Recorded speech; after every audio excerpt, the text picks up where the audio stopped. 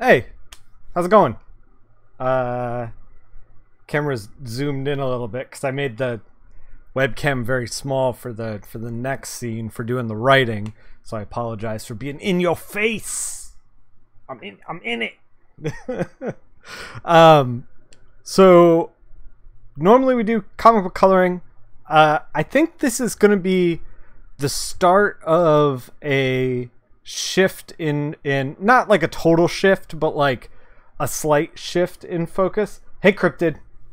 Uh, we're gonna try to like one of the things that I realized. I've been like streaming a little less in the past couple of weeks, and one of the things that I realized was that I was like coloring all day, and then I'd be like, oh, I gotta color for the stream, and I just like wouldn't have it in me, but then I would be like excited later that night to like do some drawing, or I was thinking about writing when I was going to bed. And so I kind of realized that, hey Nimish, I kind of realized that like I should be doing this stuff normally. Like I should be like the stream should fold into this other stuff that I'm excited about as well, rather than being like, in my mind it was a regimented like Monday to Friday we color and that's all we do, because that's what I do professionally and that's what I want to deliver to you. But I think we're gonna like kind of change it up just like a little bit. We're still gonna be doing artistic stuff. We're still going to be making comics week to week to week. We're still going to be doing coloring. I'm not like totally abandoning that. But I'm just like kind of relaxing my own rules that I put on me and trying to be like, hey, if we don't necessarily color, like we're going to do something else. We're going to do some, I want to start trying to do some drawing streams. I'm not the most capable drafts person, as we're going to find out as we start doing Curse of the Iron Chef again, and which we're going to work on today. And I also was thinking about maybe doing a 4-pager today, writing a 4-pager. We'll get into that in a minute. But yeah, I just wanted to give you guys a heads up that like, although we're going to be slowing down on the coloring, we're still going to be doing coloring. Don't worry, it's not going anywhere. We're just going to try to fold in some other stuff. And by doing that, I hope to stream more often. Also, right at the top, I do have to say thank you to all my subscribers out there as part of High Society Coloring, or the High Society of Colorists. Thank you for subscribing. I got a payout from Twitch. I think it was the first payout, first one I noticed anyway. And I actually still coloring, unsubscribe. No, I'm thanking the subscribers. You hear that I'm never coloring again? Yeah. I am gonna still color. We are gonna still color. This is the other thing too, is like so I was like, hey, I'm gonna color this realm page, or this realm cover. And lately I've been under the gun, it seems, for like everything. Like everything that comes in, I feel like they need it right now. And when that happens, it's hard for me to do that and also stream. Hey, Comics and Stuff. Also, hey, Fake McCoy, I see you in the chat. It's hard for me to like do a professional product and stream and like hold my objectivity. And then like, you know, I don't know. When they need it now, it's like, oh shit, like let's just go. You know what I mean? Whatever you say, you assume the most extreme version of it is the truth. Yeah. So like I also like I just did these prints for Elsa Charretier. She has a very French name. She's lovely. I did a bunch of prints and I was like, oh, I should stream these. And I was like, I don't know if I can stream these, if she wants me to stream these. Like, you know, I keep running into this wall of like, okay, I need content for the stream to color. And if I don't have it, then I can't stream, and I don't want to do that. Like, I want to be able to like have wiggle room so that I'm streaming regularly and giving you guys regular content. So this is how we're going to do it. This is how we're going to make the wiggle room. We're going to be like doing a little bit of drawing, doing a little bit of writing on the side, hopefully making a final product along the way. And like I was saying before, thank you everyone who subscribed. I just got a payout from subscribers from Twitch. I used the money to get umbrella lights. I don't have them yet, but I think they should be here like next stream. So they should be here today at some point. So thank you everyone out there. I'm reinvesting the money into the stream. I'm excited about it because I feel like I've just been struggling with lighting. I don't know. That's like that's some inside baseball stuff for you. Behind the scenes stream stuff. So we're gonna get into writing some stuff. If you remember, forever ago we did this guy right here. This is Curse of the Iron Chef. It's a 12-pager is what it says. For some reason in my mind I thought it was more than that. We're gonna do a quick like read through. This says 11 pages. I don't know what to believe, to be perfectly honest. We're going to do a quick like read through because it's been a while since we've seen this script, and I'm going to talk to you guys about stuff that I've been thinking about with this script. I've been talking to a couple of people about it, and one criticism really like stood out as like genuine and right on the money. So we're gonna talk about that. So okay, let's figure out what's going on here. Page 1, Robit arrives. It's winter, establishing shot of the town. Guard in the foreground eating off a plate, muttering, "These eggs are awful." Repeat shot. The guard in the robot's shadow, throwing the eggs. The robot crashing into the town square, destroying things. Guard ragdolled in hand. Close up of the robot head. Present to me your greatest chef, so that it may receive pity and loss.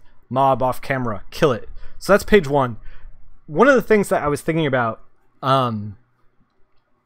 beyond this wasn't a criticism that I got, but this was just from me reading a lot of scripts and thinking about it since we've made this script, is to have like an idea of whose perspective are we telling the story through.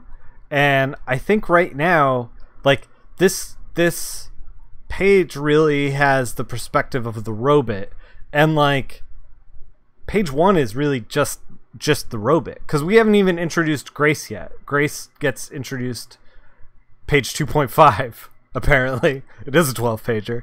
Page 2.5, Grace is like introduced. So I'm wondering if we can condense these first 2 pages into a smaller page for Grace, to get to Grace quickly, or maybe we just start with Grace in town. I'm not exactly sure what. So okay, we'll keep reading. Page 2, town panics. People coming out of houses. Burn it. The mob says burn it. It's worse than the basilisk. It's unholy. It tried to kill my Raymond. This is the guard's mom. Someone in the crowd throws a rock. Robot gets hit in the head. Robot throws a huge rock. You backwards idiots choose death. So like, this is a neat gag, but I don't know that this actually like helps us. Like, you would cut the entirety of page 2. Yeah, see, this is what I'm coming around to, is like, I don't know that helps us with anything. Like, it's a gag, and it shows that like the robot is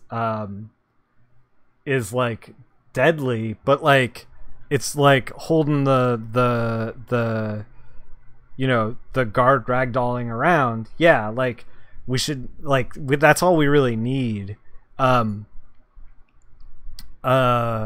hits the like this is fun, but we just don't need it. I'm just gonna cut it immediately. We're gonna do straight up page 2, intro Grace. Shot of the robot from the crowd's perspective. Robot says something in reaction to the other page. We don't need it. Robot is making fun of the town in these 2 panels. maybe we don't need it. We're gonna edit this stuff. Crowd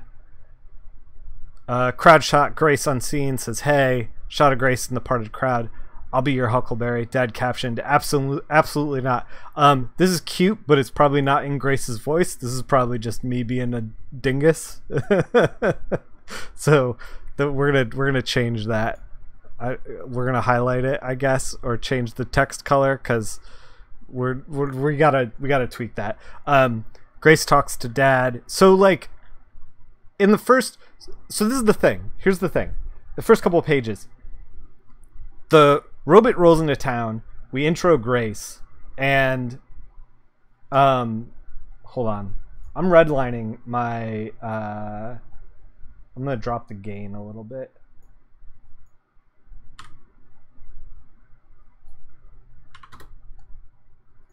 Okay, I dropped the gain a little bit on the mic. Maybe I gotta up it a little bit more. We should be good. I'm sorry. I've been messing around with the gain on the mic. Sorry, I'm a little ADD right now. A little scattered. Trying to get this right.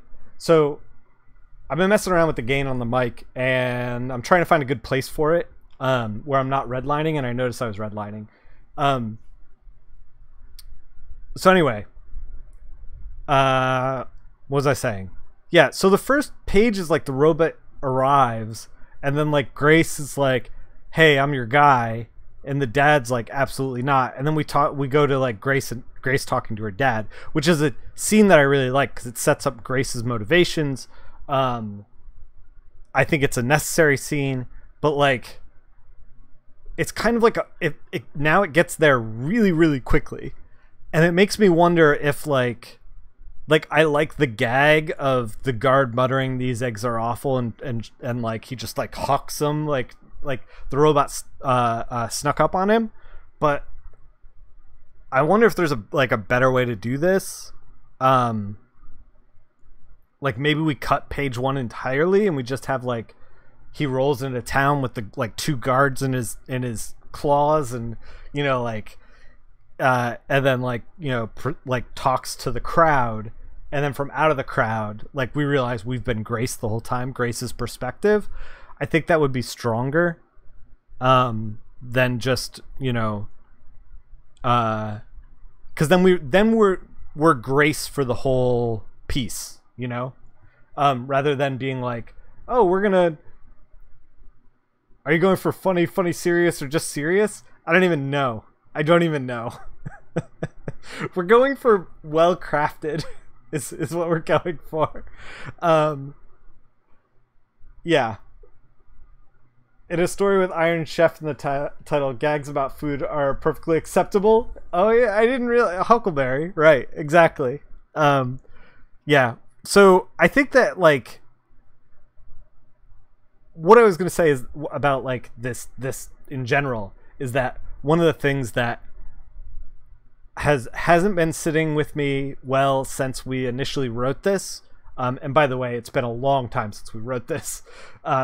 One of the things, and thank you for the host comics and stuff, is that the beginning is rough. Like, the beginning doesn't really know, it's kind of like a series of vignettes, and it doesn't really, like, get into, like, it starts off with a bang, and I love the opening line of "These eggs are awful," because it, like, it sets the tone of, like, this is a story about cooking and about loss kind of thing. But there may be a better way to do this. We're gonna edit. We're gonna heavily edit the beginning is what I'm saying. So yeah, Grace shows up. Page 3, Grace talks to Dad. Grace's family house, small, poorish, not a lot of frills, log cabin-ish. Finally, a comic that tells the truth about eggs. Yeah. I don't like eggs, by the way. Log cabin-ish, hearthwood pile, table, tankard, sturdy stuff. Everything has a use in this kitchen. The kitchen is important, stocked with cutting-edge equipment, very nice pot, grumpy kettle, blah, blah, blah, blah. Ventilation. Grace's dad talks to her as she packs some spices into a pack. Dad pointing to the photo of Reggie, Grace's brother. Make sure to see the photo. I can't lose you. Not after Reginald didn't come back. Reggie's the reason I need to do this. Grace tying a pan to the pack, panel 2. I don't like it. I don't know what you're getting it. I don't like it. I don't know what that thing has in store for you. We can get somebody else. Someone else? Somebody else? Grace, pfft, like any of these cowards would go. Small text. Small text.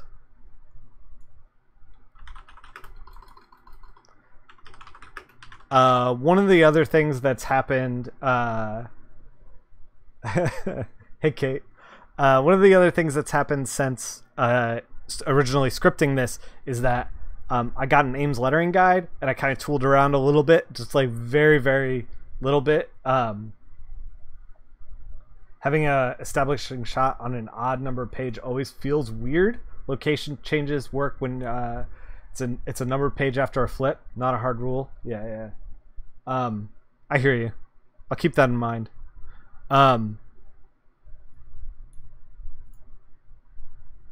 So yeah, I started messing with lettering, and since then I've started like, I'm currently reading Hellboy, which we're gonna get into a little bit because I want to write a ghost story after this, and yeah, I've been thinking about text in general, because I plan on also brave man writing live.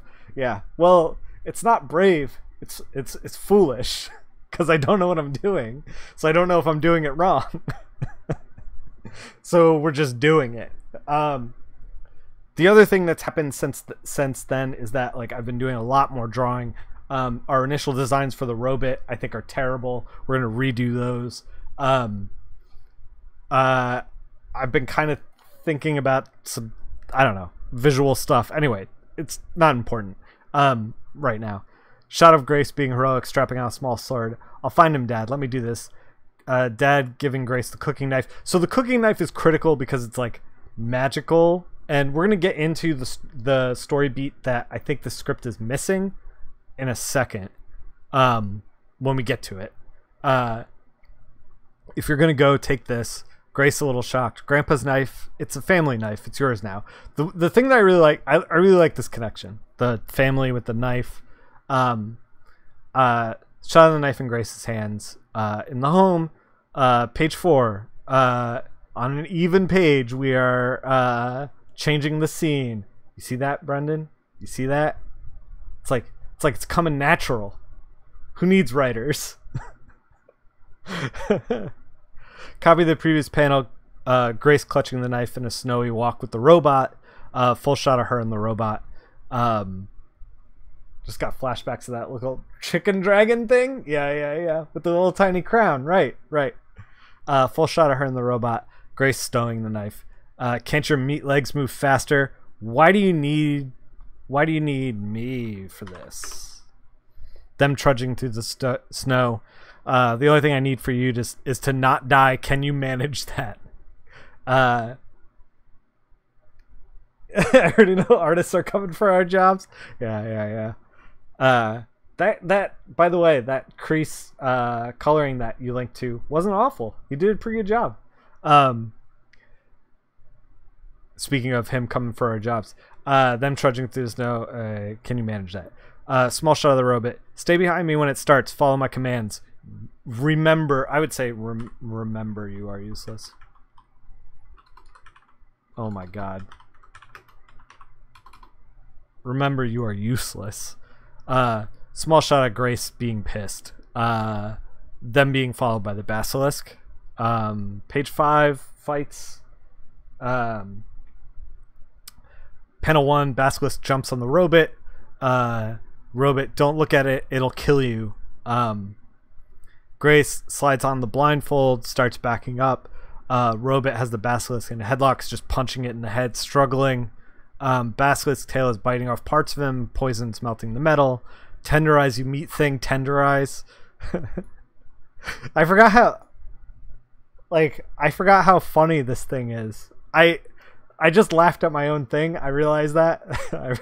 But like, I think that like doing a cooking D&D thing where the robot is yelling tenderize is funny. Grace trips backwards. Small lifts the blindfold. Sees her frozen brother. Reggie has a crossbow with an incendiary bolt. Small text Reggie. Panel 1, Grace grabs the crossbow and lowers the blindfold. Her perspective was panel 2. Dark panel, outlines of Robot and Basilisk with labels: robot that might want me dead, creature that definitely wants me dead. Holding the crossbow in the foreground. Fires the crossbow, bolt is magic. Bolt hits and explodes, fire everywhere. Dead Basilisk, Robot is alive, but chunks taken out. Huge Basilisk, eggs in the background. Robot, magic is for dumb meat without power. Page 7 is the harvest of the Basilisk. The Robot carving into the Basilisk. Make your terrible choice of ingredient. Grace uses the knife to harvest the poison gland out of the mouth. Poison dripping. His shoulder is destroyed from the poison. Robot's like idiot. The Robot ripping the meat off the Basilisk. Close on the Robot, covered in blood. Now we cook. I like that. I like him being covered in blood. Page 8 is the cooking. Look at that. Scene change, page 8. Boom. Boom. Full bleed in the gutters. Oh, this is when we introduced Tugboat. Tiny robot announcer, Tugboat in the middle. Townspeople in the background, Robot in the left. So, okay. I like, out of this stuff that we're about to get into, I like Tugboat. I like the announcer thing. I like this whole setup. I am medium on how we're doing the panels, and it's missing. We've turned it into a cooking show, which was initially the goal, but I don't know if that necessarily helps us. I think it's missing a story beat, to be completely honest. And this is what I was saying before. So, we have the full bleed into the gutters, Robot on the left, Grace on the right. So the way this worked is that we had Robot on the left side, Grace on the right, or vice versa for the camera. And then, Grace is assembling the ingredients on one side, and the Robot is assembling the ingredients on the other, and it looked like a cooking show. Hey, Travis Moore, thank you for tuning in.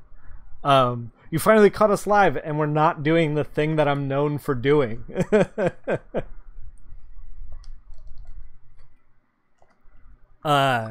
So okay, this, and then we kind of outline the cooking show. We have ingredients, panel 1, 2, 3, 4, quick moments. It's just the recipe, really. We dip the donuts, blah blah blah blah blah blah blah. Panel 10, bacon oven. We've got page 9.5 of plating.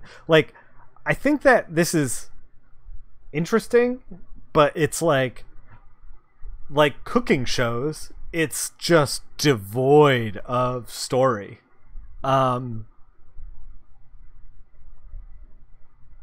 Classic Nick, being unpredictable and skewing rails. Yeah.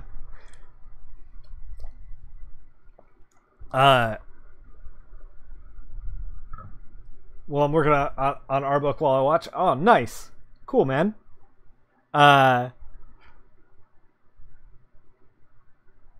Yeah, so yeah, this whole moment, so this is the end of it. Page 10 is is where the resolution starts. I don't think we need all of this. I kind of just want to cut it entirely and just work something better. We're gonna keep Tugboat though. I don't know if I want to cut that stuff because entirely we're just gonna paste it into something else because I'm afraid to delete all of this work, but I think this work is bullshit, so maybe I shouldn't be afraid to delete it. Here's the thing. I don't know if you guys are aware out there, but so we need a new page 9. No, don't cut it. It's cut. It's cut. We're gonna do something else instead. We're gonna do, I don't know, something. So we're gonna need a new page 9. The thing that I feel like I'm missing, I should have made a V1 and a V2 before I started editing. That's a way more professional situation than what we're doing, actually. What I should have done is lost this file originally and tried to remake it from where I was at, where my head was at. So here's the thing. So Grace kind of like succeeds with the robot and then succeeds with the dish, and it's never like difficult for her. Like she never like overcomes anything. Like it's just like, oh, especially with this part, because this is like, the cooking is kind of like a culmination of like everything that's happening. It's like where everything starts to come together and you start to realize like what the robot's purpose is, and it's presented in a way where like, and then it's like, and then Grace does it, and then like that's it. And I think that she needs a moment where she's like unsure of herself or things are going wrong, and she has to like kind of try to figure out what she wants to do. So we're gonna write that in.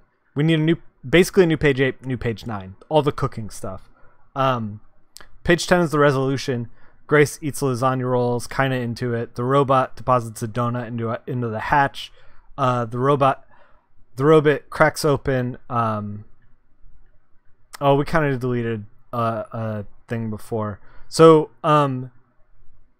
Grace wins, basically. We need that. We need that detail. She wins the thing. The crowd goes crazy. The robot likes the donut, and then the robot cracks open, and a chef, an orc chef, Trog apparently. We never name him, but like there he is named. He's crying, donut in hand. He falls out of the robot. It's wonderful. Crowd cheers for Grace. Oh, here we go. This is what I was thinking. We don't necessarily need this. The crowd cheers for Grace. Grace smiles. Donut robot. Yeah, I know. Grace smiles. Inside of the robot glows, small on Trog, maybe just his lips. I'm sorry. Magic cuffs bind around Grace. She is sucked into the robot. Panicked. Grace, Dad, Reggie's body's in the South Grove, a mile from here. Get him. Dad runs to the robot. Grace inside the robot. Okay, we should write. Dad runs to the robot. Robot is ceiling closed with Grace inside. Grace says, I love you. Shot of the robot from the dad's point of view. You would make a fine quiche. So then we learn that like the robot isn't really a jerk. The robot is a jerk, but the person inside might not be a jerk. Okay. So there's a couple of things going on. Let's edit the first part of it. If we go back and like tweak page 1, and we cut page 2 entirely, which we can do. Oh, we already did. And we got 2 panels on page 2, so we got some room to work. We might want to cut all of this stuff. We could save as a V2 right now. Hold on. Guys, don't look at my files. Nobody look at me.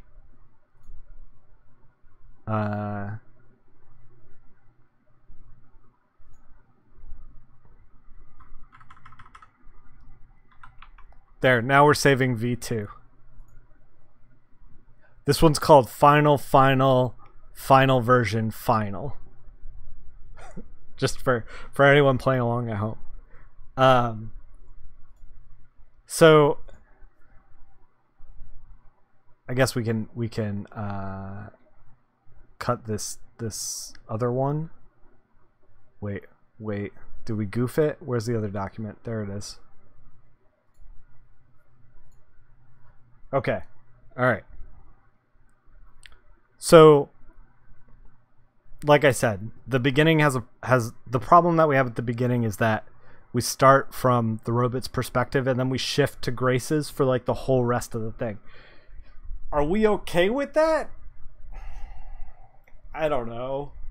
Maybe. Like, I don't know. Maybe we could just have like instead of the guard, we could do Grace.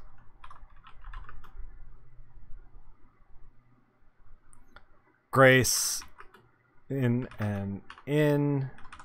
Oh, we could do this. Winter establishing so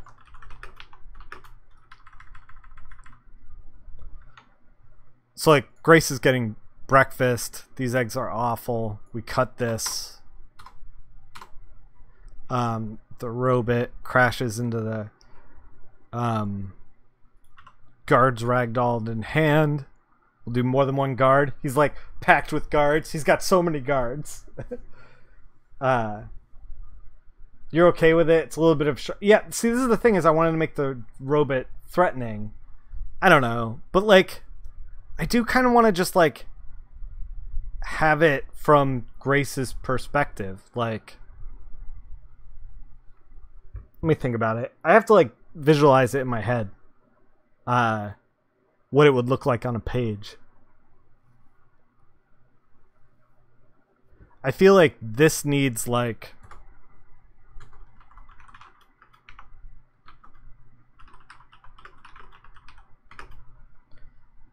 Grace in the window.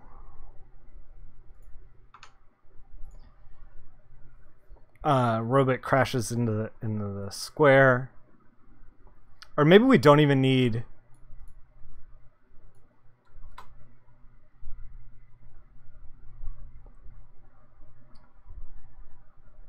I think the cutting the weird second page tightens up the perspective. Yeah, I think you're right.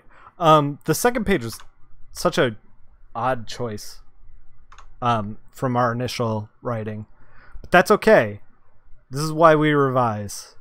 And by the way, I'm very glad that we did not pull the trigger on this when we finished the first script.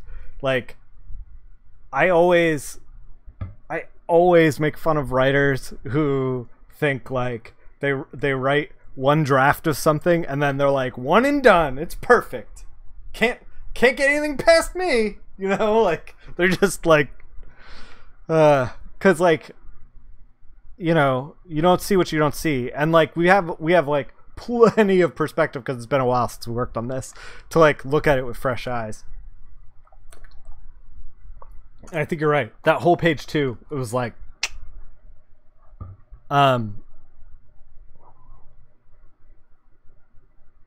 you're lucky if it's less than 5 drafts. We're gonna try to do 2 to 3, and because I want to start drawing. Like, I want to jump in, which is maybe why we're gonna do the other thing as well. So the Robit crashes into the town square, semi-destroying things. Guards ragdolled in hand. We could do another beat here. Panel 4. Grace running outside with everyone else at the inn. Panel 4. We'll keep So, like, now we don't really shift from Grace's perspective. I mean, we could... The robot could be like... I don't know. It could kill the guards. I don't know. That feels weird. It feels weird. I'm not going to kill him and kill the guards. Because he doesn't... He just wants to cook. Like, he doesn't want... He's not trying to, like, murder the town, even though he says he is. We could kind of...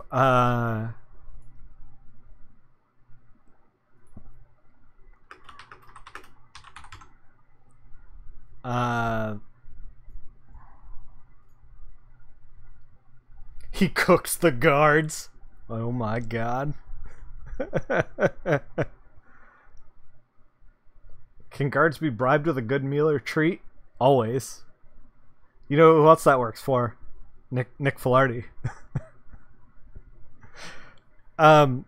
So we have to like intro Grace.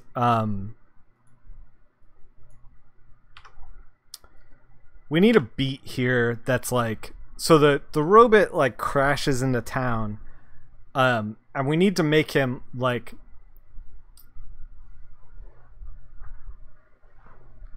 I don't know, like assert himself. Dude,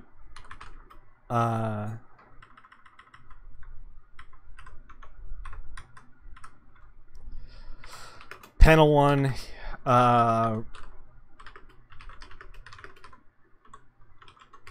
robot slams the guards down.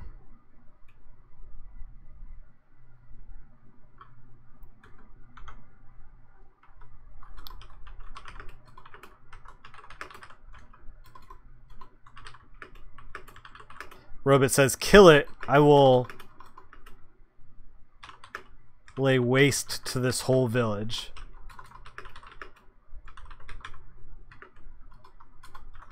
To this whole panel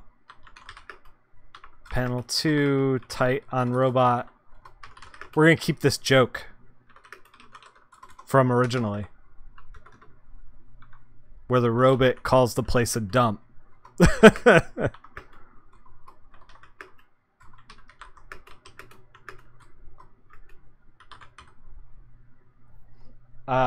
You heard him. Bring him food at the next convention. I will gladly accept. I'll even eat the stuff with poison in it.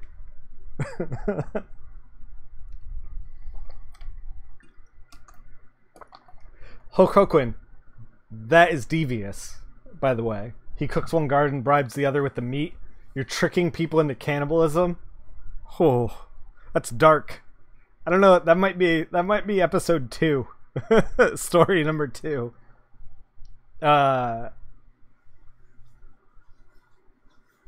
Okay. So the robot, let's reread here. Mob off camera, kill it. Robot slams the guard down.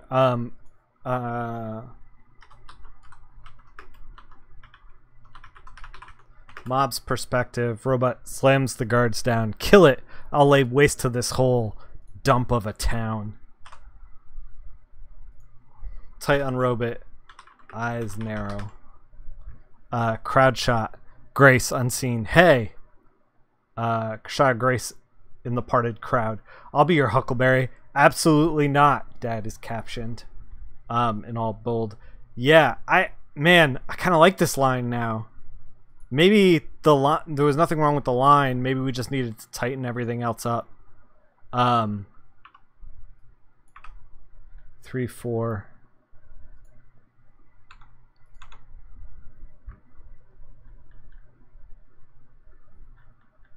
Let's reread these first 2 pages. Page 1, robot arrives. Winter, establishing shot of town. Panel 2, shot of the inn from outside. Grace in the window. Grace. Grace through glass. These eggs are awful. Let's describe this a little better. Grace has a disgusted look on her face.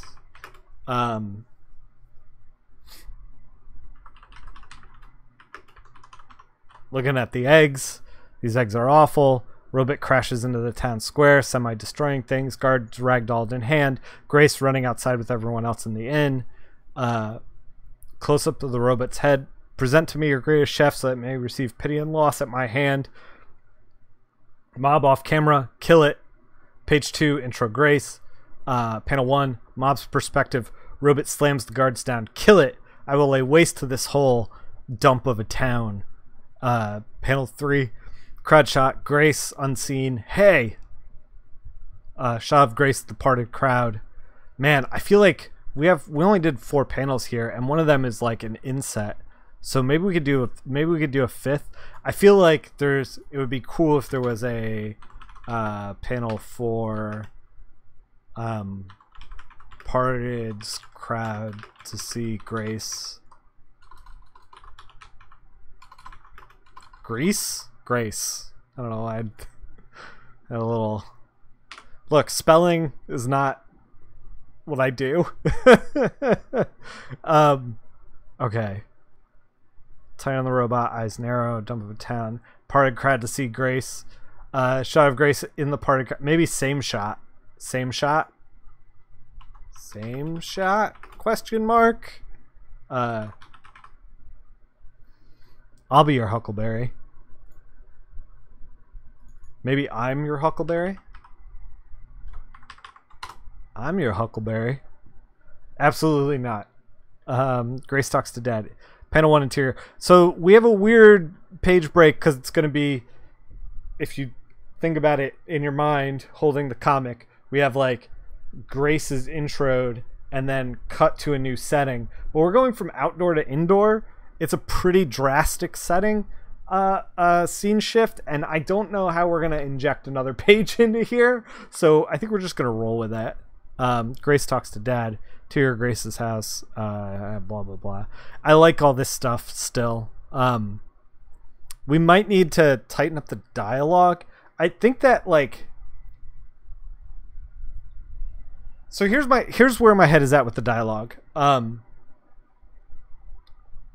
When I'm like in the page drawing it, I'm gonna have a hey ninja, what's up? Been a minute.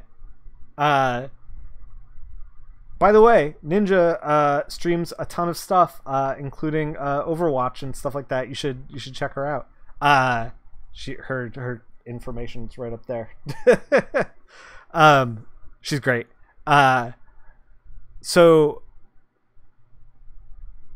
yeah, I like all this stuff. My thought with the dialogue is that like there's gonna be like, I want to try to minimize the amount of editing that we do. You're still in recovery after messing up your thumb. Yeah, I hear you.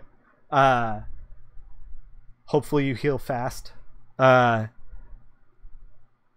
kind of want to do a lot of the dialogue editing when I'm like physically writing the dialogue, because I feel like it's tough for me to, and this might just be because like I'm not an experienced writer, but it may be tough for me to write dialogue without seeing the actual drawings. Like, if that makes any sense. Like, I don't know if we have all, like, it's tough for me to like think about it in a way where it's like, do I have a lot of room to work with? Do I have a little bit of room to work with?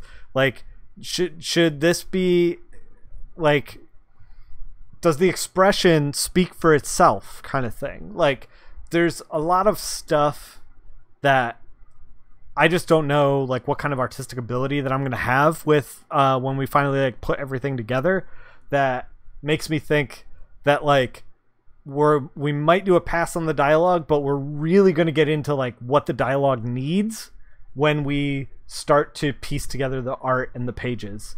I can't speak for what writers do, but my impression, I've seen this before with projects where the writer will write it, the artist will go in and do all the black and white art, and then like while I'm coloring the book, an artist will do or the writer will do a revision on the text to make sure that everything works right with the art. So I think we're gonna try to be like a little fast and loose with the dialogue. I think that should be all right. Like I like all this stuff. We're gonna keep it. I don't think we're going like too high of a panel count. We got 5,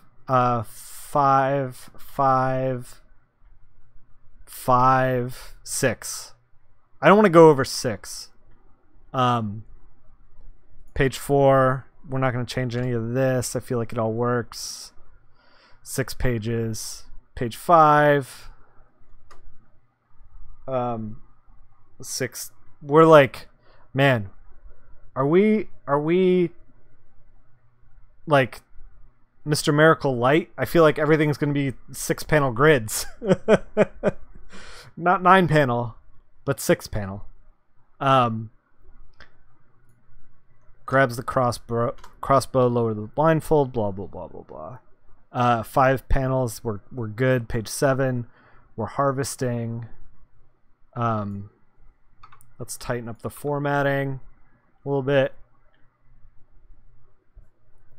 Okay, so we're to the stuff that needs to be changed. I'm going to the bathroom real quick. I don't like to do this in the middle of the thing, but you know, do what you gotta. I'll be right back.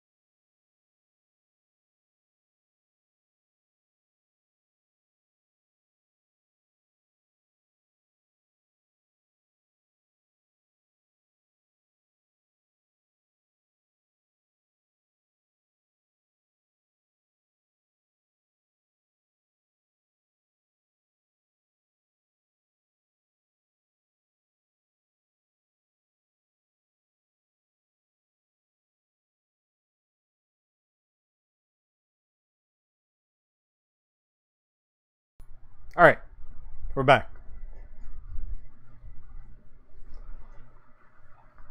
Okay, so we gotta figure out the big stuff. Like, this is the stuff that, like, I know what has to happen, like, emotionally. I don't know how we're gonna get there. We really only have like one panel basically.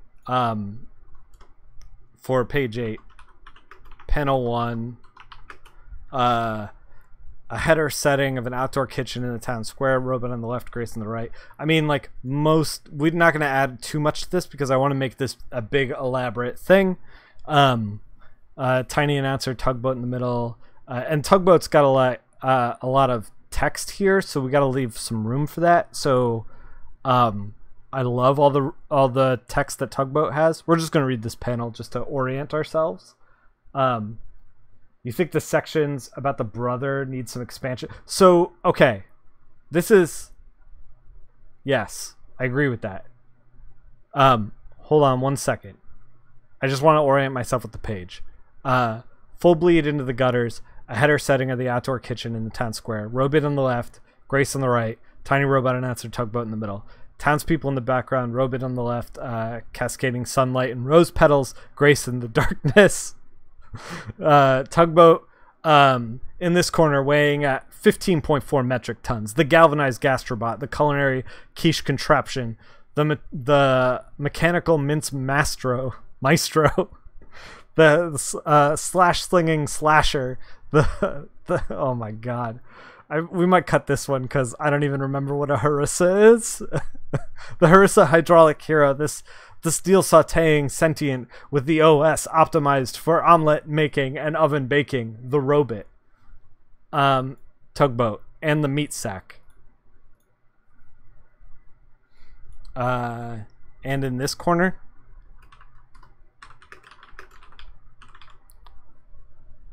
the meat sack. So this is going to be most of the page. We could probably do like 2 more panels. So here's what we need. Like, it needs to be difficult for Grace. She needs to like screw it up a little bit.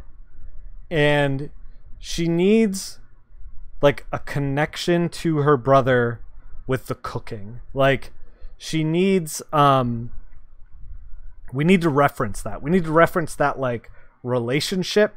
There's like, Pixar does like these great like emotional moments where they like reference like togetherness and things like that. And I'm not saying we're anywhere near the level of polish or whatever as Pixar, but like that's what we're gonna try to at least, I don't know, scrape the bottom of the Pixar barrel, see what comes out.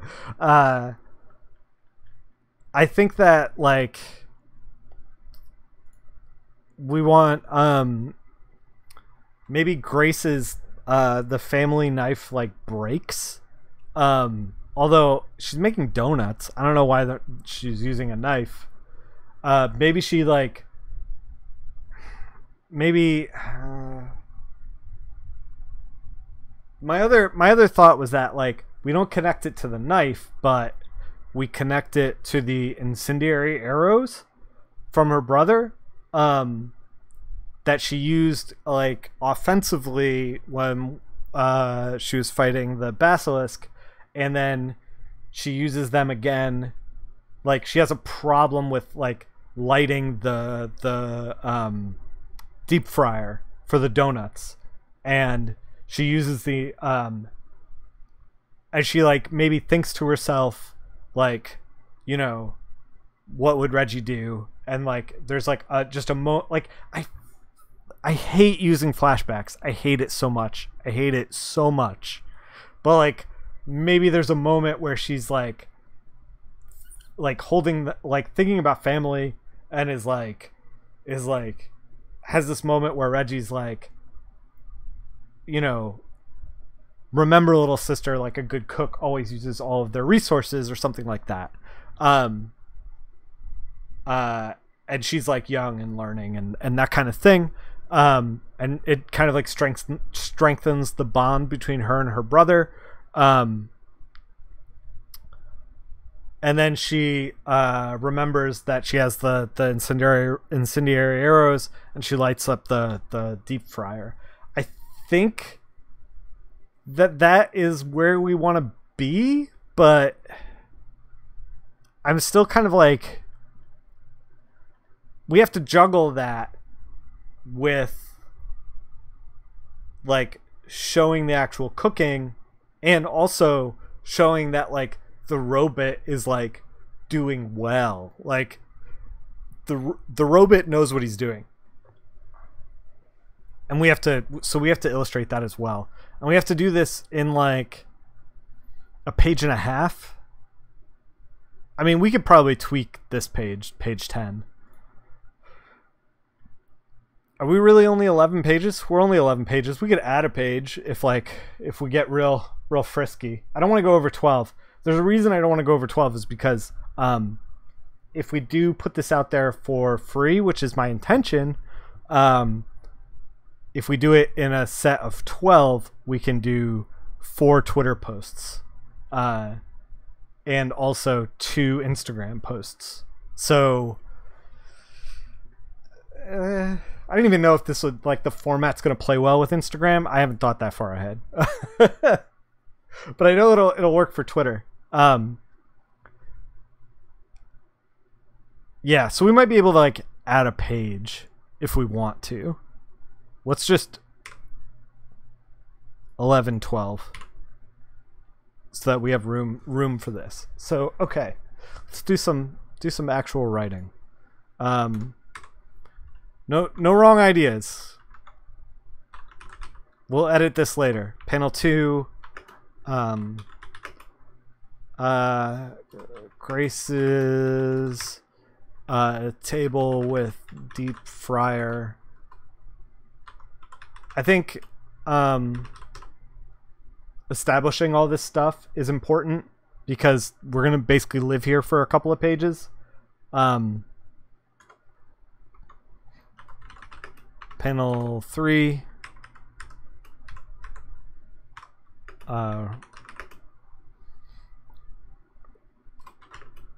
Robot's table with all kinds of gear. Even number pages are better for printing as well. Huh. It's weird that like I used to think when I was initially scripting, I was like, I want to do 10 or 11 because I want to do half of a comic book of 22 because I felt like that was like ambitious but not overly ambitious. And then the more that I thought about it, the more I was like what's the point of what, like why are we doing this? Like not to be like a jerk or anything, but it's just like I'm making this so that people can have it. Like there's no like get rich quick scheme. Like I just want to make crap and then like put it out there. And I was like, well, if that's the case, then like we should go in groups of 4 because Twitter. Because that's like how the delivery system is gonna work. If we wanted to expand this into like a 22-page thing or a 20-page thing, then like we'd start to have problems because I don't know if this has enough legs to get there, but I mean maybe it does. I don't know. At any rate, let's start writing. Grace's table with deep frying stuff. Robot's table with all new shiny equipment. Maybe Grace is kind of like stuck with these kinds of stuff. I had she should be worried to see her brother's face in the crowd and hear his voice say, yeah, it's not a bad idea.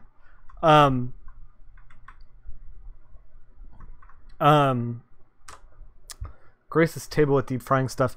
One of the things, I don't know if you guys know this, but a friend of mine was on a cooking show, Cake Wars or Cupcake Wars or some kind of war. I don't know.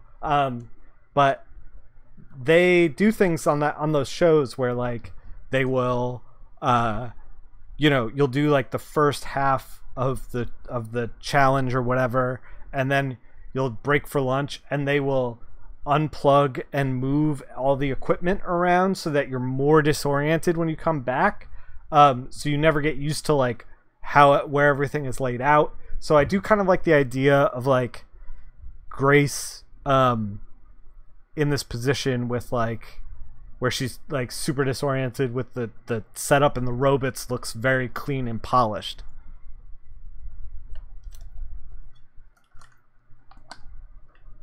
My friend also had to make 3 versions of the same thing so that they could do a take where she screws it up and then a take where she does it right, like oh, I did it wrong, oh, now I did it right, we were almost ran out of time. Television's weird. And then she did a 3rd one. That's how they get clips of everyone looking real confused. Yes. And then they did a 3rd one where she made a 3rd thing. It was like part of the cake, just in case the 2nd one broke. So like she would be successful with it, guaranteed, but there would be an element of danger. Also, she was instructed to like have a small fire Tim Arnold 52, thank you for that subscription. I appreciate that. You know, you guys can subscribe if you've got Amazon Prime for nothing. And like, we haven't done one in a while, but I always do portfolio reviews as well. I know we're joking around about writing, but color is my day job, and you know, I stare at line art all day, and if your stuff's not working right, I can tell you how to fix it. And I do that for subscribers. Yes, thank you, Tim. Welcome to High Society. I said it at the beginning of this stream, but I just got one of my first payouts from Twitch, and I bought a bunch of lights with it. The lights are on their way. I'm very excited about it, and you know, I'm putting the money back into the stream. So, anyway, Grace's table, deep frying stuff. Robot's table with all new shiny equipment. How about like Robot kind of starts working? Hey, Travis, thank you for the subscription, man. Welcome to Coloring High Society.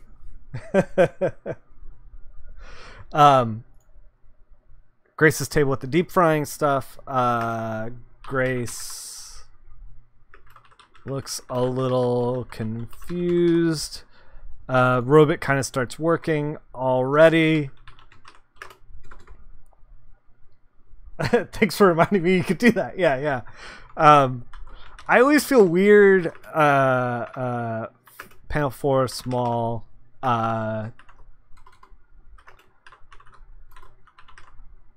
always feel weird being like, hey, this is a thing, because like, I'm gonna stream no matter what, and like, subscribers get a little extra they get private room in the Discord, which you guys should join me in the Discord as well. I'm there 24/7 basically. But I always feel weird being like, hey, and if you got Amazon, hey, you should do that. Like, I don't know, it's like weird pandering, but thank you for the subscription. Because like, dude, I'm gonna be streaming whether you subscribe or not. But if you like the content, subscribing definitely helps, and it helps the stream. Tugboat yelling. Tugboat. What do they say? What do they say on Iron Chef? Guys, they say commence, begin. I don't know.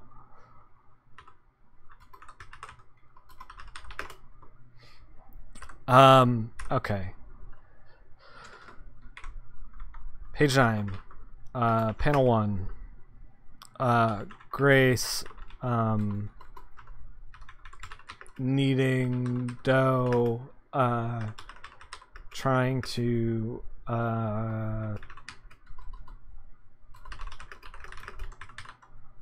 turn on the deep fryer.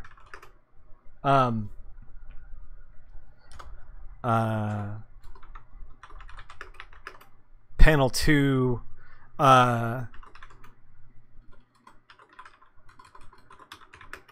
Grace looking over her shoulder at the, I spelled shoulder wrong. I spelled kneading wrong. Guys, there's no wrong answers right now. No judgments, no wrong answers. Start your stoves. Yeah. I don't know what it, we're gonna have to watch an Iron Chef. Commence. Begin. I don't know. It doesn't matter. Grace looking over her shoulder at the robot,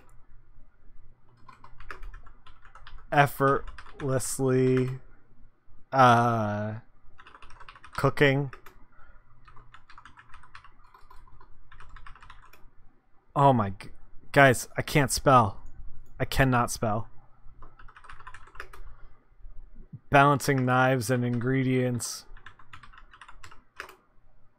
Because he's a robot. Start your ovens. Yeah. Because he's a robot. He's effortlessly cooking. Okay.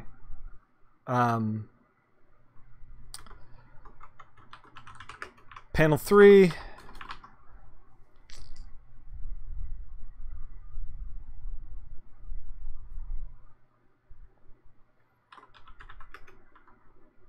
Grace panicked.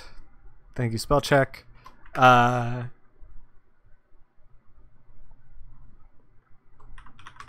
to turn on the stove. Sees her brother in the crowd. Maybe she doesn't see her brother in the crowd, but we're just gonna put her brother in the crowd.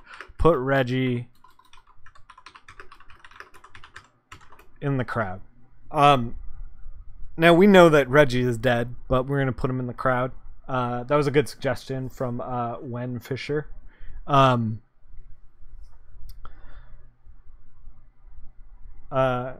Whose cuisine reigns supreme?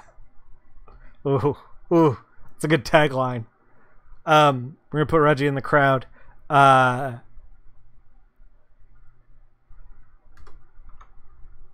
Grace.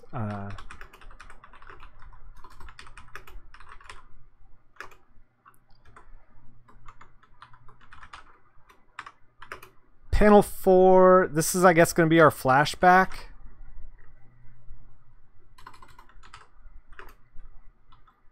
I think that this is like, this kind of works. Hello and good luck. Thank you, Boix. I think this is like, kind of works a little bit, because if we put Reggie in the background in the crowd, and then we have a flashback, it almost creates like, is this a flashback, or is this a like kind of like spiritual moment or something? Is there magic happening, basically? Which I kind of like leaving it a little open-ended. So let's do that. Flashback-ish. Younger Reggie cooking with Grace.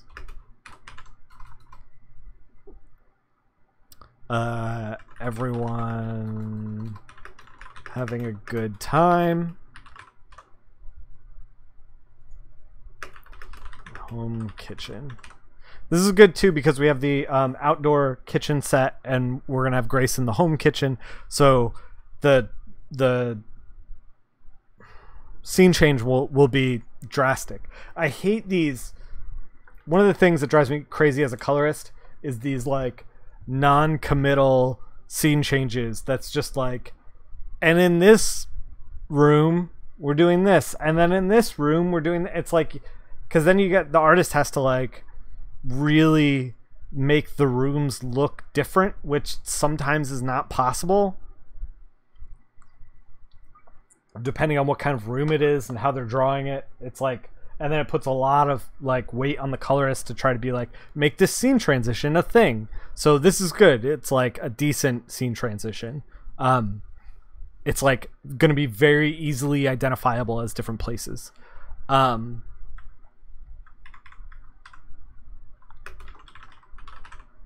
Dreamlike. Grace, younger Reggie cooking with Grace. Everyone having a good time.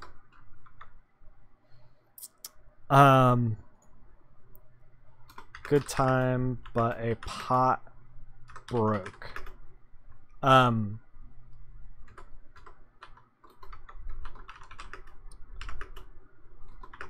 5. We have a extra page to play with, so yeah, that's good, because otherwise we'd be in trouble. Panel 5. Everyone having a good time with the pot, but a pot broke. Still flashback.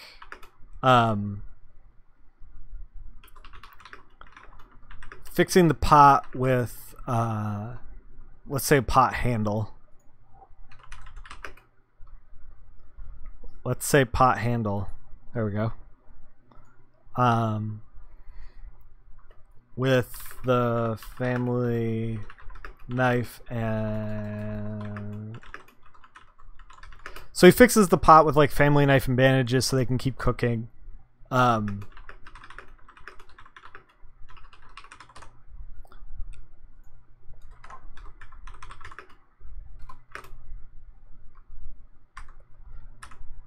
Yeah, we got a Force Ghost in the crowd. Yeah. I'm on board. Reggie.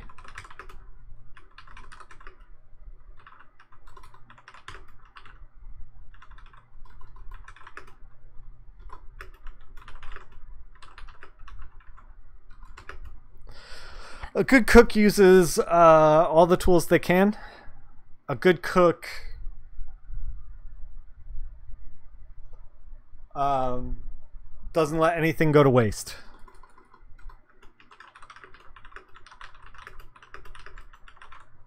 Is that a thing for cooking? You waste a lot. I mean, at least the way I cook, a lot of stuff goes to waste. I don't know if that's a thing. I don't know. A good cook is resourceful. How about that?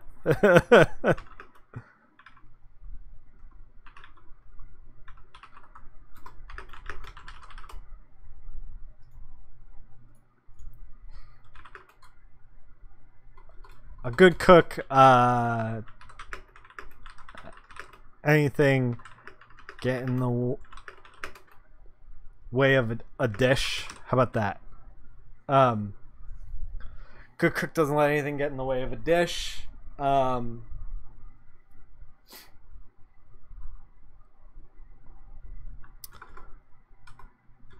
do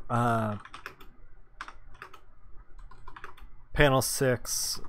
Grace still struggling with Friar. It isn't lighting. We'll do page 10.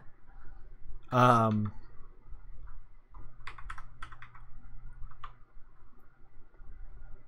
good cook is resourceful. Yeah.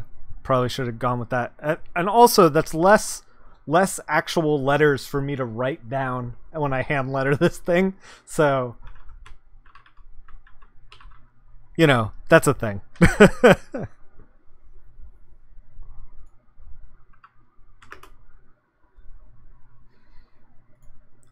Grace still struggling with the Friar. It isn't lighting. Oh, I want to put tugboat. It looks like our challenger is having problems.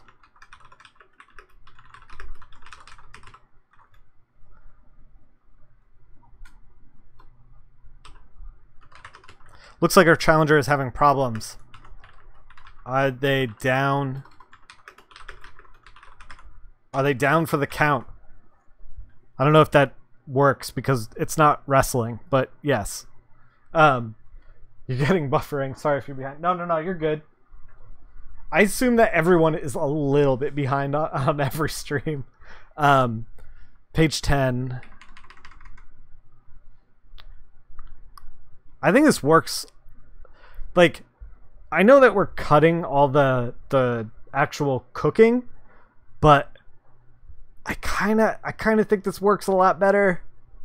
I don't know. What do you guys think? I think that this is a better whole situation. Panel 1. Incendiary. Oh my god. How do you spell that word? I got close. Arrows fall out of Grace's pack. In the snow. Grace. Thank you, brother. Maybe not thank you, brother. I get close, Flare. Yeah, exactly. Dude, me trying to spell is a nightmare. I was playing a game just recently that was a bunch of other people. It was like a word scramble game, and you had to like figure out what the word is spelling, and it was all themed. And oh man, like I'm not a dumb guy, but like, you would not know it by the way that I was struggling with those words. Cooking feels more like a setting for the story than the total focus. Yeah. Like it breaks my heart to cut that stuff because like I do like the idea of this is the reason why I'm like holding on to that stuff so hard. I like the idea of making a cooking show into a comic because of the way it's shot and the way it feels is so different and weird, and seeing that in a comic is like kind of odd, but I guess like people are already doing that. Like Delicious Dungeon kind of does that, and there's a book Flavor that came out that kind of does that. So I mean, maybe it's not even new ground anymore. I don't know. Both books, by the way, both books are great. You should pick them both up if you're into weird cooking comic drama. Perfect. All right. Insidious Fallout Grace.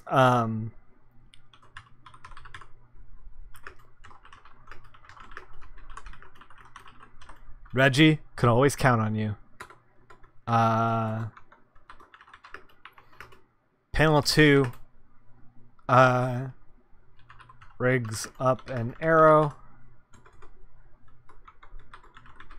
Panel 3. Fry. Dough goes in the hot fryer. Fryer. There we go. Panel 4.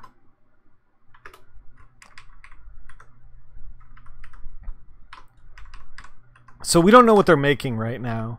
We're gonna do like panel 4, panel 5, tugboat being like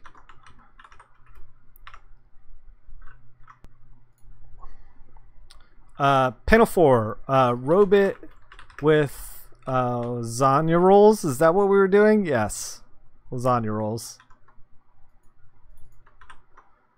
Robot with lasagna rolls plated in front of them. Sunlight, rose petals, etc. Panel 5, Grace with donuts. We're gonna have like tugboat. You read at least 3 to 6 cooking mangas a week. Oh my god. we're in well-worn territory apparently. Tugboat says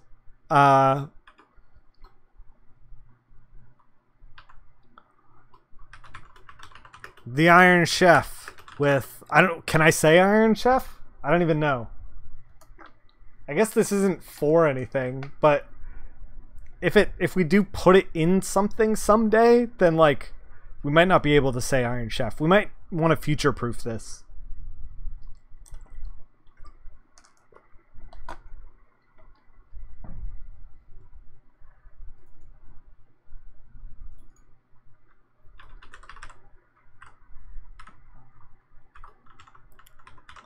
The Robot Chef with lasagna rolls.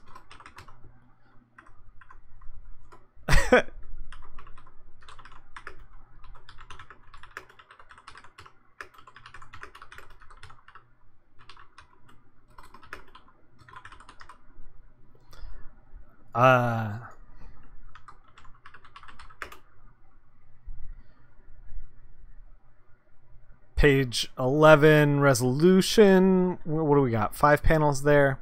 We're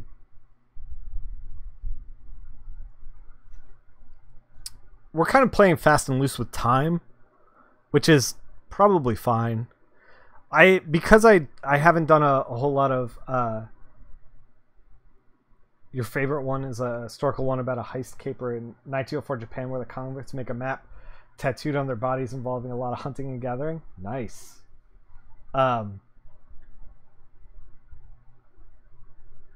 So we're kind of playing with time a little bit, and I think it's going to be fine, but I don't have a whole lot of experience with writing in general, so I don't actually know if it's fine. Like I think it's fine. I don't know if it's fine. When we start to like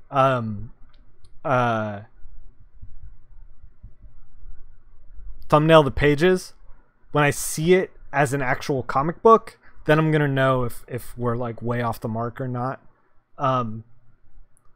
Panel 3, robot cracks open and a chef inside him crying, donut in hand, falls out of the robot. It's wonderful. Yeah, I don't think we need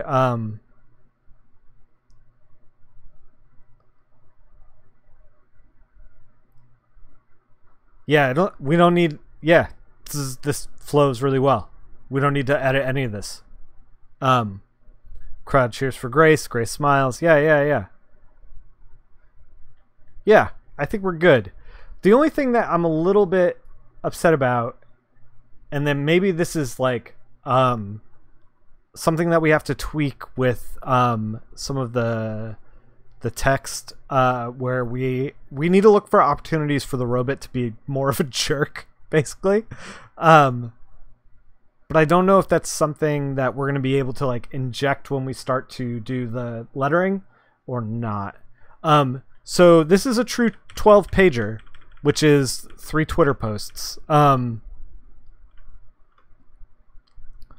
important to know where your thing is going.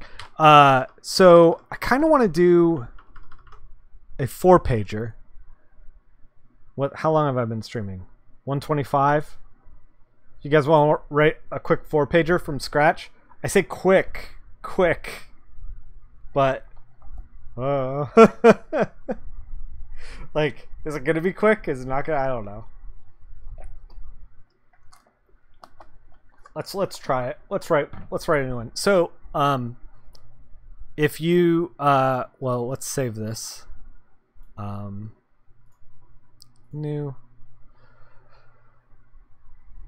So if you do want to write, okay, we're gonna do Twitter 4-pager. So if you are hanging out in the Discord at all over there, and I see we have community suggestions from subscribers. Let's do it. Yeah, we're gonna jump in. Hopefully we can script this thing in like half an hour. It's only 4 pages. That's the thing, right? So I have a couple ideas that I want to like narrow it. I have to make them cohesive.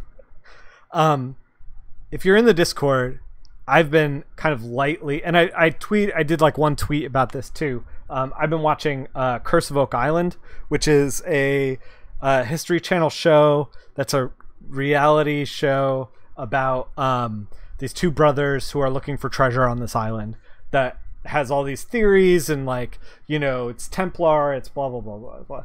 Famous last words. But no, I want to keep it to 4 because we want to make like, I want to do, so Curse is like 4 times or 3 times that. It's 12 pages long, and I don't know, I'm still like figuring things out as far as art goes, and I don't want to start doing 12 pages, get 4 pages in, and then be like, oh, I goofed this. You know, 4 pages is like a space that we can like play in, that like I can just basically try a bunch of stuff out. For example, I've been thinking about using an Ames lettering guide and hand lettering it. I don't know if that's going to be a disaster.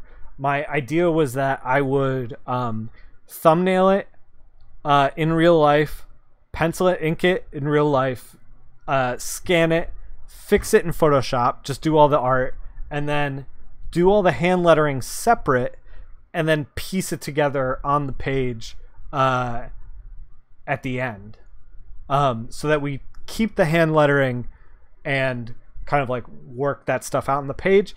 And that's kind of where I'm leaning right now. I don't want to start doing a 12 pager that way. I want to do something smaller so that we can be like, oh, the hand lettering didn't work out, but it's okay, we fixed it, we're doing this other thing. Like, you know, I don't know. Or like, you know, get to the end of the 4 pager and be like, okay, let's do something differently than I'm doing now. I don't know what I don't know, basically, is what I'm saying. So I've been watching Curse of Oak Island, and I've been reading. There was like a big Hellboy sale.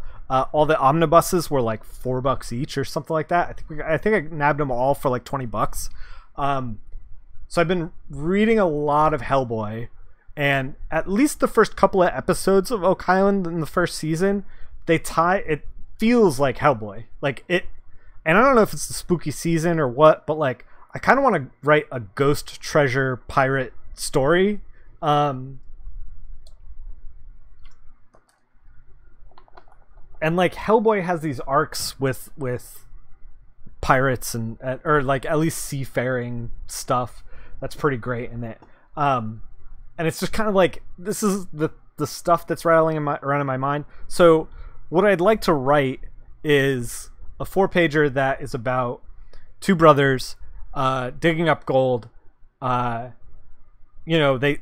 send the crew home. They think they found it. It's just the both of them. And the backstory with the treasure that I was thinking was that like,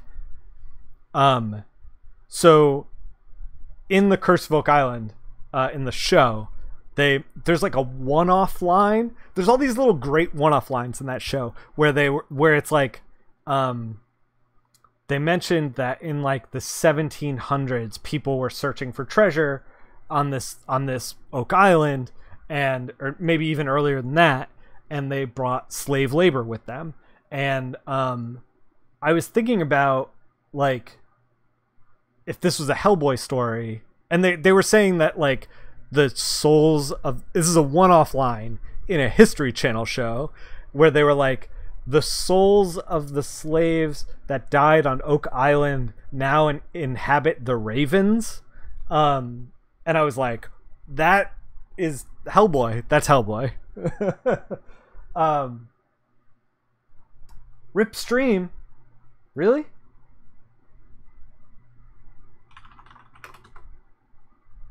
It looks like I'm up. It looks like I'm still up. Am I really down?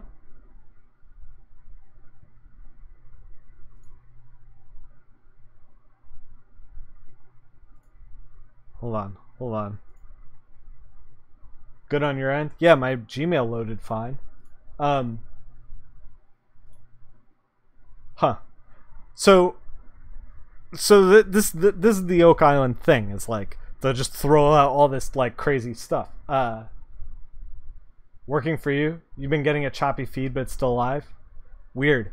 My internet has been very strange lately, especially today. My backup battery clicked on a couple of times, so if the stream goes down, I apologize. So I was thinking about like these two brothers searching for treasure on an island that has, essentially dead slave labor on it. And then I was thinking about how like the treasure on Oak Island, like they think it's Templar, they think it's pirate, they think it's like everything. It's basically everything. The Ark of the Covenant, like the Holy Grail, name it. They've been like, this is definitely what it is. So I was thinking about having Oak Island like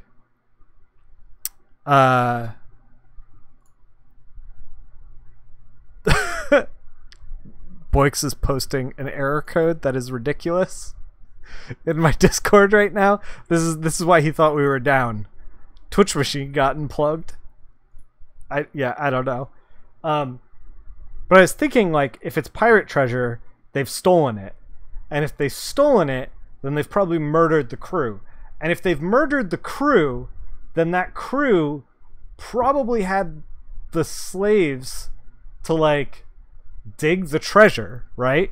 Or like at least dig it to put it there initially. Like pirates had slaves, period.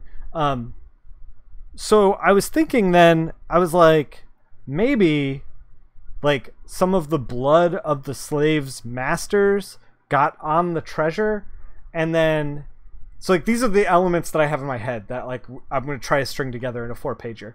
The blood of their masters is on the treasure, and when they put the treasure back into the ground, to hide it or whatever. It has, or the pirates did. It has the blood of their masters on it, or at least the blood of white noblemen, rich white people. And like that emboldens the souls of these dead slaves. So like one brother who is into the lore of the island hears whispers from the dead slaves as to like where the treasure is, but he doesn't realize he's being manipulated by them to kill all the crew, and he's going to kill his own brother. He's weak. So the other brother doesn't realize he's getting whispers from like the pirates, and the pirates are like, you know, you should kill everybody anyway because the gold's all yours. And so it's basically brother against brother, one backed by the souls of slaves and one backed by the souls of pirates, into a giant ghost fight at the end. So I have these ideas. Will it be a Twitter 4-pager?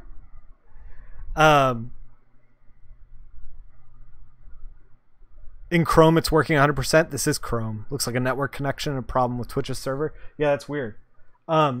So I'm trying to like figure this out. So I guess let's just start scripting. Trailer in the office. Weird. Boix is saying the other stream loads fine. It means you forgot to step 2 of unplug and plug it back in. Yeah. I hope we're still live. I think we are. It says it's counting down. It doesn't say we've dropped frames. Okay, so trailer office on a dig site.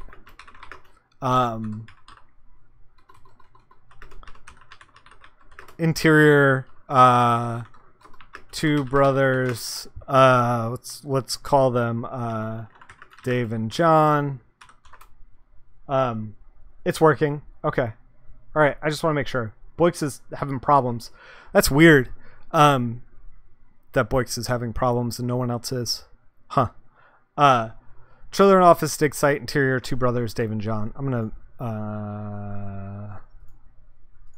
that way it's a little more legible if you're sitting on a couch. Dave, bookish, more into the legend. John after the gold, stronger.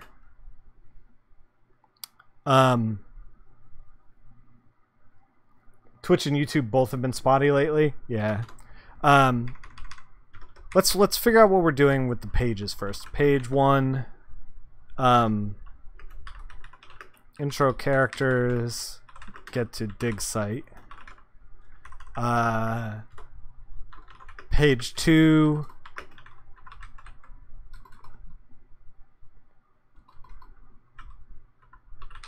oh my god, I can't spell anything. I literally can't spell anything. Revel? This isn't even what I want. Reveal. Is that it? Good lord.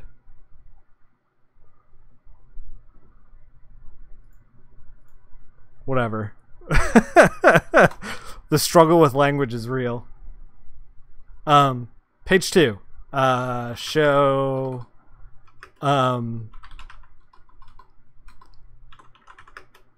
Dave. Thank you, Travis.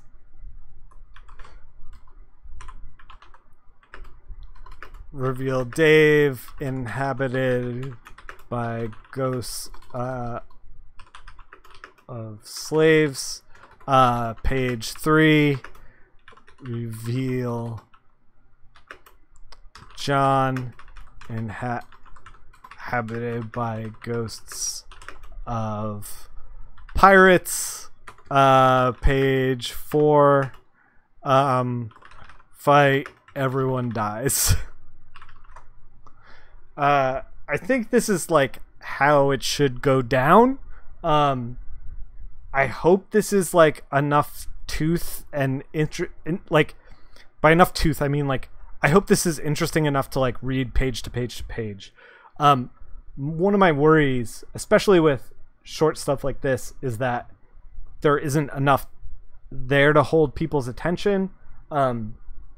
Also, one of my worries is like I'm gonna try to put too much down on the page and it's just gonna turn into a muddled mess, you know?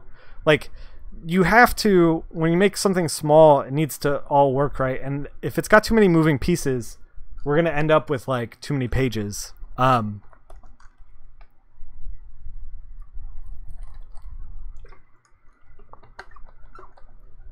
So let's try to figure this out.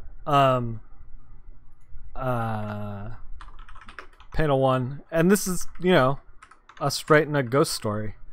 Panel 1, trailer office on our dig site. Two brothers, Dave and John. Dave bookish, more into legends. Dave behind desk. John coming in the office.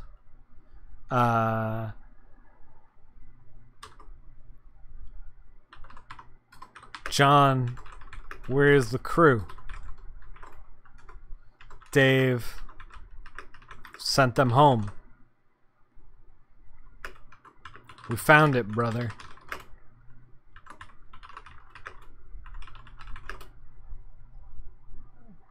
We found the treasure. How about...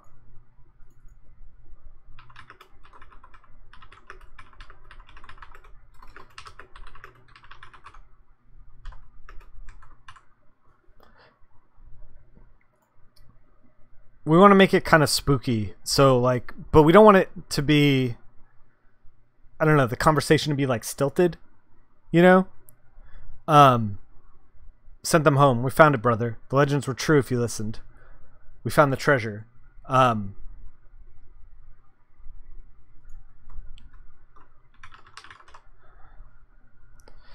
Okay, panel 2.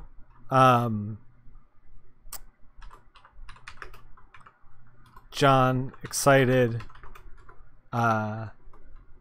John, let's start digging. You fix the choppiness by opening the stream in Edge. You've gone too far, boys. Edge. John, let's start digging. Panel 2. Okay. Panel 3.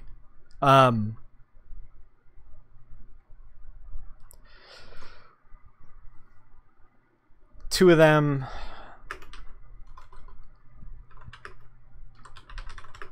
The brothers running off in the woods to the dig site.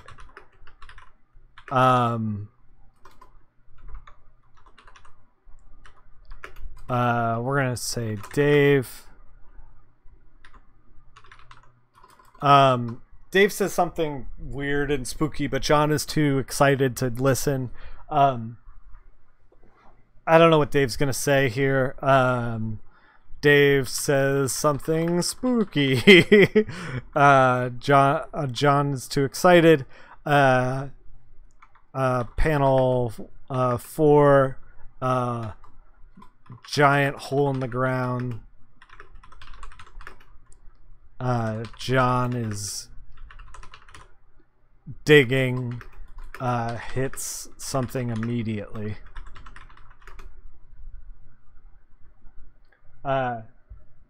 Before the slaves buried the treasure, the masters were among the treasure, counting what they had. The slave, the blood was spilled in the treasure because it was around them, and the slaves buried the treasure afterwards. I wanted to make a relationship like, so my thought is that like the treasure has two things in it. It's a play on the words blood and treasure, meaning war. Like war costs blood and treasure. I wanted to make like one of the brothers more interested in the blood in the box and the other brother more interested in the gold in the box. and both of those things lead to war. I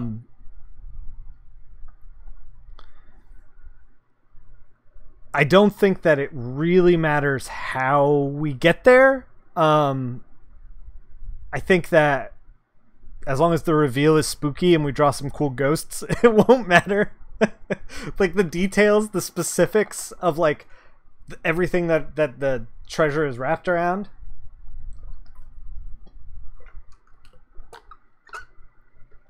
Won't really matter.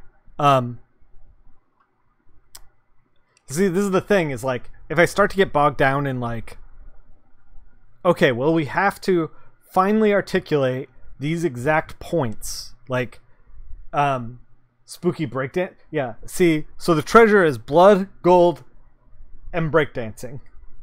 I think we can all agree that breakdancing was the real treasure. I think that if you get, whenever you make something small like this, I see a lot of people who make small short stories where they get bogged down in like, you know, I have this grand vision and this grand idea, and like, you know, the specifics of like the how the mechanics of the blood and the treasure work, I don't think are necessary to get to where we need to go, which is sweet ghost pirate fight. Like this is where we need to live. Spooky ghost pirate fight. So like how we get there does not matter. Like how I piece that together does not matter. So like let's just try to get there. Giant hold the ground, hit something immediately. Panel 5, pull the treasure out. John, help me, brother.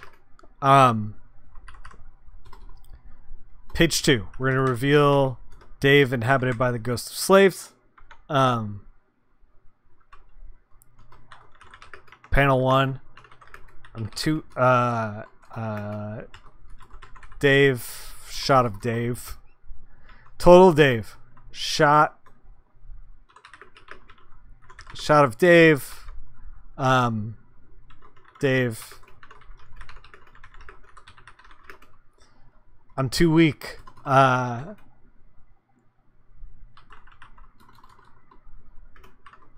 It took everything I had to listen.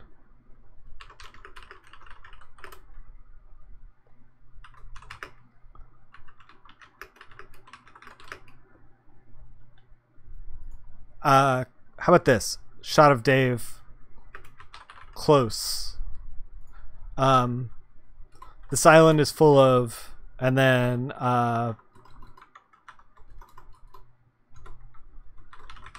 panel 2,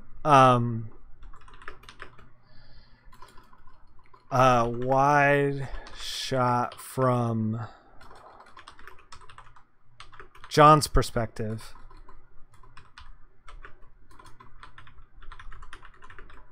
In the hole to Dave outside the hole, like, so it's like kind of a low shot, like looking up at him, surrounded by ghosts with chains.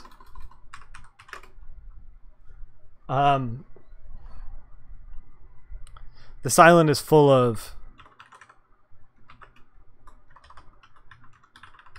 secrets. No, whispers.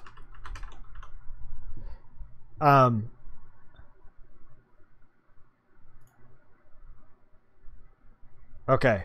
All right. I think that's a good moment. Shot of Dave close. I'm too weak. It took everything I had to listen. This island is full of whispers.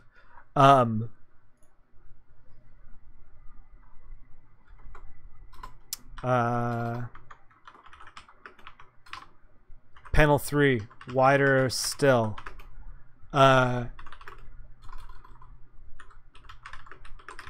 Bodies of the crew scatter around. So the idea is that like Dave has already killed everyone. Dave and the ghosts have already killed everyone. And we're like, as the reader, we should be like, oh shit, John's in for the shit. Like, John's not in a good way right now. Bodies of the crew scattered around. Dave.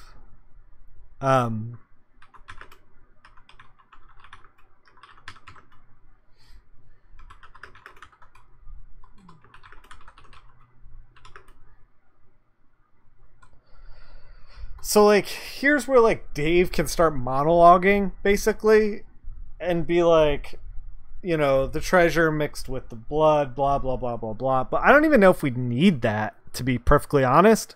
Like, maybe we don't need, like, this whole element that got me thinking about this story, we might not even straight up need, to be completely frank.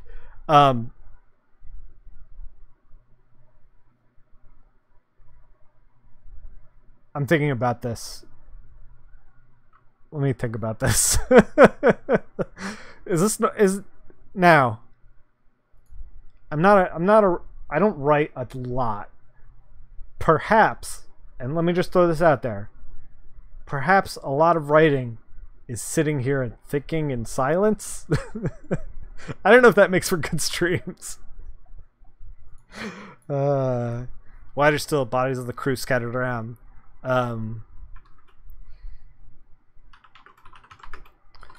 The treasure had gold, but it also had blood.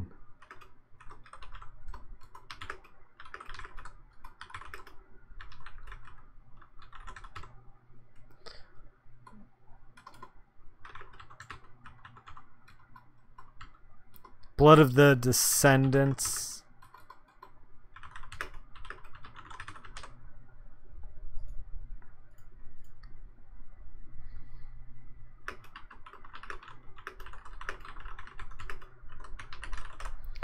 If you'd only listened, brother. Is there any way to, like, end the whole comic in a pun? We'll get there. We'll get there. I mean, maybe.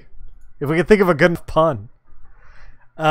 So we're light on panels, which is awesome. Because, like, I really want to make these, like, ghosts and stuff, like, spooky and atmospheric. And, like, if we're cramming a bunch of text in, if we're shoving text down the reader's throat, the ghosts are not going to be spooky and atmospheric. I actually, when I was reading Hellboy, and, you know, I think this is transparently inspired by Hellboy, the first trade, or first, like, 2 trades, are co-written by, not Mike. Mike Mignola writes, like, 99% of it, but, John Byrne, I think? Or, I'm not sure. At any rate, I never said his name out loud. I've always just read it. So it occurs to me that I don't actually know what his name sounds like. But because it was co-written in the beginning, it's like Hellboy is, like, talking all the time. Captions all over the place. Like, the best part of Hellboy is when you just let the scene be the scene, when you just let the scene breathe. And I think that the lighter we go on text and the lighter we go on panels, what goes up must come down. Oh man. we can even do, like, panel 4, ghost faces. Panel 5, Dave with chains, ghost chains.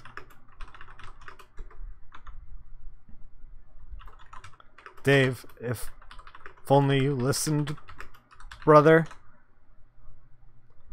Letting a comic show instead of tell is good storytelling, yeah. And we're gonna do, like, a bunch of, this is gonna be shameless Mike Mignola ripoff of, like, oh, we're just gonna put, like, Skullface here and, like, weird thing, a panel of, like, nothing, you know, like, we're gonna try to make it as spooky as possible.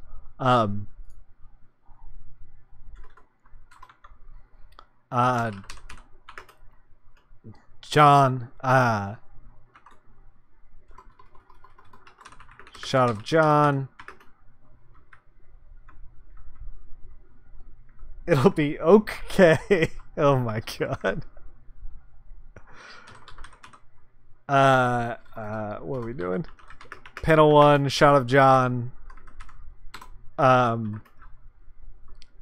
Laughing. Laughing.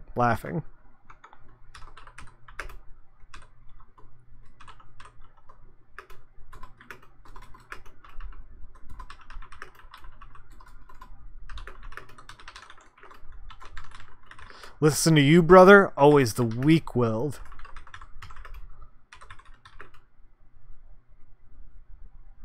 Never coming to grips with what's in us.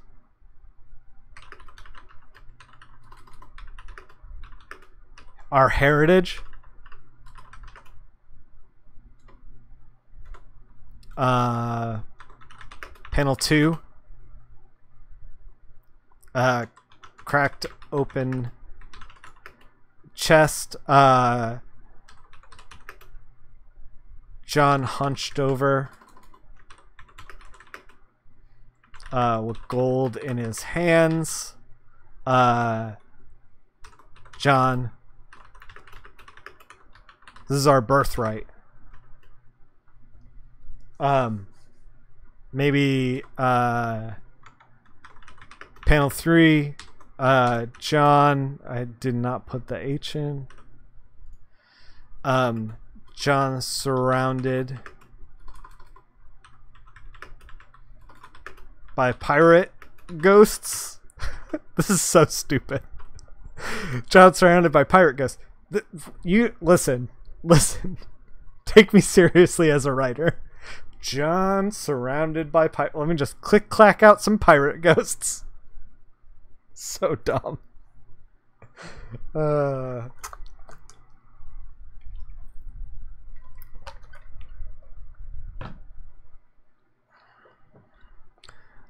This is our birthright. John's surrounded by pirate ghosts. Maybe we cut this line. Listen to you, brother. Always the weak-willed. This is our birthright. John surrounded by pirate ghosts. John. It's our blood that put this gold in the ground.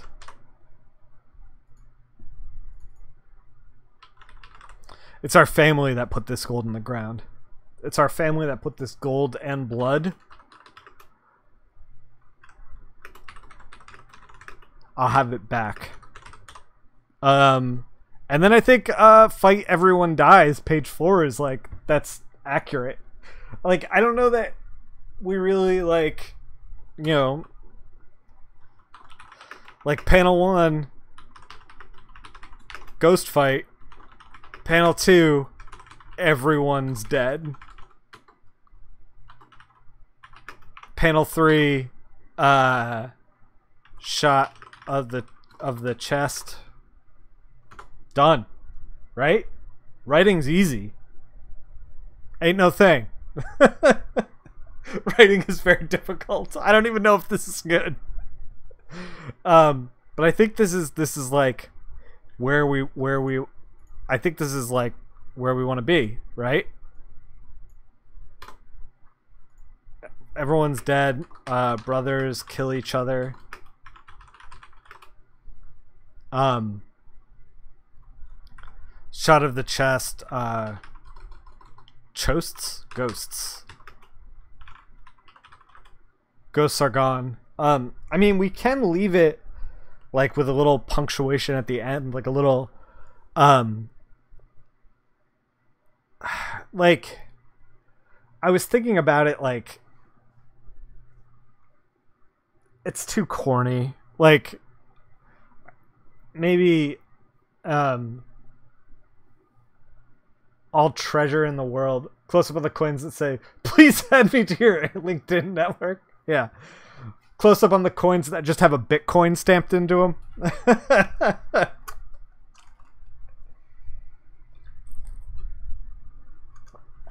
I was thinking about like maybe this treasure isn't, it's deep is what it is. Yeah, you're right. Like maybe the treasure isn't ever really lost. Maybe just everyone who's ever found it has killed each other. Like, this treasure is not hidden. You should never seek it, kind of thing. And I was thinking about maybe trying to do some kind of like caption at the end that's like that's something like that, but I just feel like it won't work. Like, because we don't do like any captions at all. Like 99% of the story is like on the first page. I was thinking about like we should probably jot this stuff down. Intro characters to the dig site.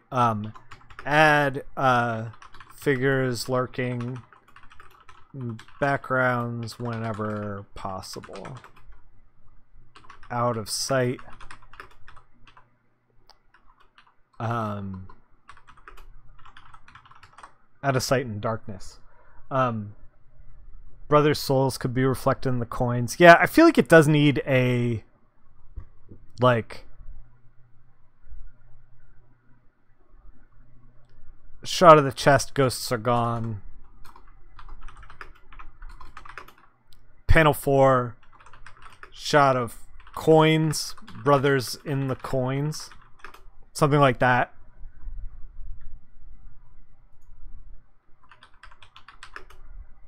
Brother's portrait in the coins. That's not bad.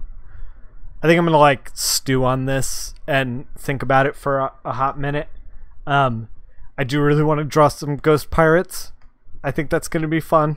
I had this idea, this shot, but I don't think we can do it in the 4 pages of like, you know, like a cross section of pirates putting this treasure chest in the ground, and then the corpses of these slaves rising up to like the blood coming out of the chest. The box is just a bunch of $5 PS2 games. The world's greatest treasure. The PlayStation 2. Like, yeah, so I wanted to do this, like, but in order to do something like that, we need to do like a whole flashback like thing. So I think maybe we just gotta like hold on to that idea and hold on to that scene, and maybe just put that in the sketchbook or do something else with it. There's always more comics. But I think this is good. I'm gonna sit on the Twitter 4-pager. I don't even know what to call it. We've been streaming for about 2 hours now. I'm gonna sit on this Twitter 4-pager. I'm gonna put this up on Twitter, or not up on Twitter, on YouTube. Port this video over there. If anybody has any ideas or thoughts or whatever, if something's not working right, let me know. I'm gonna be in the Discord. You can let me know there. Discord link is down below. Thanks again to like all the subscribers, the 2 new subscribers. This stream, fantastic. All the money goes back into the stream, and encourages me to stream more. We're gonna be streaming more often, hopefully. A lot of, like I said in the beginning, a lot of the stuff that I like color all day, and then like I get to the point where I'm like, hey, I could stream today, and I'm like just burnt out from coloring. Like, this stuff is stuff that I'm excited about spending some free time in. So we're still gonna do coloring, but we're gonna try to do this stuff as well. I'm gonna try to do a like actual drawing in the sketchbook and setting up the camera. I don't know how well that's gonna. You're gonna have to be patient with me, especially for the first couple ones of those, because I'm gonna be still figuring out like how to set up the camera for that and how to set up the stream for that. But we're gonna try to do this Twitter 4-pager. Maybe edit it a little bit as we go, and then put that out there on the internet for everybody. We're gonna also do some coloring. I think we should probably do some coloring for the next stream, so that we have like a little bit of time for us to just kind of like think about what we've done. That's a weird way to phrase it. But here we there's an old colorist jam that I grabbed the line art for, and I think we might give it a shot for coloring for next stream. And I will show you what it is right here. So this is the Brian Hitch Superman stuff that was floating around for the colorist jam like forever ago. If you search for the hashtag colorist jam, you too can find this line art. You too can join in, start coloring this guy up. We're gonna be working on that, I think, next. We may, unless I find something else. I don't know. Doing an old colorist jam is kind of weird because nobody's doing this jam anymore. But unless I find something else, we'll probably do this just to have fun with it. Until then, everyone out there, and I think we're gonna do this tomorrow, hopefully tomorrow. And then I want to do a Friday stream of like some drawing. So we'll see what happens. I'm gonna try to stream pretty regularly. It depends on what the schedule is like. Nightwing's kind of like bumping everything right now. On the weekend, I also want to play some Dying for Daylight, the point-and-click adventure vampire game. It's not even a point, it's a hidden object game for grandmas. And we're going to play it on stream because it's spooky and it's October. Did you guys not know? It's spooky. Look at this. So spooky. I don't... What is this stream? Anyway, thank you for joining me. If you're out there and you're making comics, keep making comics. If you're out there and you're thinking about making comics, you should just start making comics. Just keep making comics, guys. I'll see you in the next one.